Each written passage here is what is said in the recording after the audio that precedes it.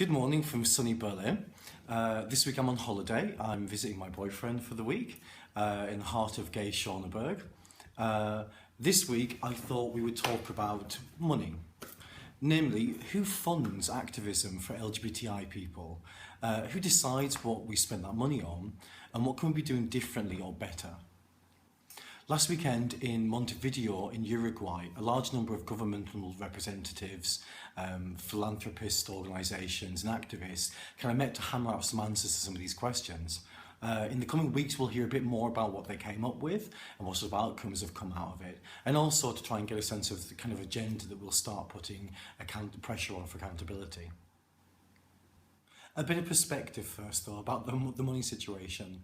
There's a report came out last month from the Global Philanthropy Project which looked at kind of funding for LGBTI kind of work across the development aid kind of industry.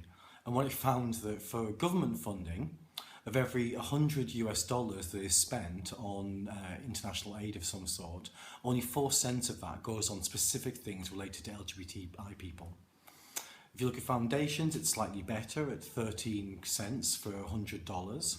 But basically, for those opponents, the right-wing Christians, the sense that we're kind of throwing money at the LGBTI community is kind of frankly quite false.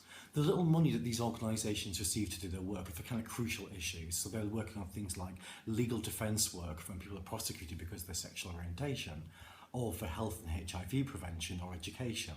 So this is really important stuff. I can't speak for all, but I will say that in my job I tend to do some work with partner organisations in the Global South where we might give them a small pot of money. Unfortunately, it's usually a small pot of money to go and do some work with us. And the amount of activity they generate out of such a small amount is breathtaking. I think there's a lesson there for all of us. Hosting an event like Montevideo is a relatively new invention. It was brought together by people who wanted to ensure there was a consistency of approach and sharing of best practice by those people doing the funding, but also to hear from those people who are the funding recipients. As part of the preparation for the small UK delegation, I got a chance to have a conversation with them about some of the issues I wanted to include on it. So things like risk-taking, being able to take a gamble on an organisation that doesn't have a track record, but is doing really interesting work in possibly difficult circumstances, and not worrying too much about whether or not they have value for money and they can fill the application out properly. The other issue that the report talks about is the really unbelievably small amounts that trans, intersex and lesbian groups receive in funding for just their work particularly. So a lot of work goes for LGBT, but to be honest with you, when you give LGBT funding, a lot of it tends to go for gay men. And here's the but. Rightly, LGBTI organisations in the Global South have been asking, who's holding the purse strings? Who is deciding what gets funded and what are the priority issues?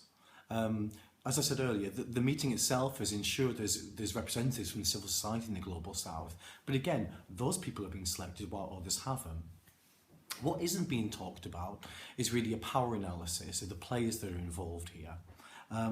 We're discussing here how the pie of money, the funds, can be increased in size and how the slices can be divided between different groups and different priorities. That's all fair and reasonable, but no one's actually asking the question about whether the economic model that's led to this inequality is actually fit for many groups and the communities they serve. There's a real political problem with accepting money from donors, especially if you don't know who they are. Sometimes they're anonymous and you don't get a sense of what the political thinking is behind the people that are giving the money. Is there an agenda of assimilation? Are they expected to work in ways which promote a Western conception of what it is to be LGBTI? So there's a real issue that we also have to acknowledge facing those people who are desperate for funding but won't do it at any cost. To conclude, the first rule of politics is to follow the money. To understand what the agendas are about those people that are providing it.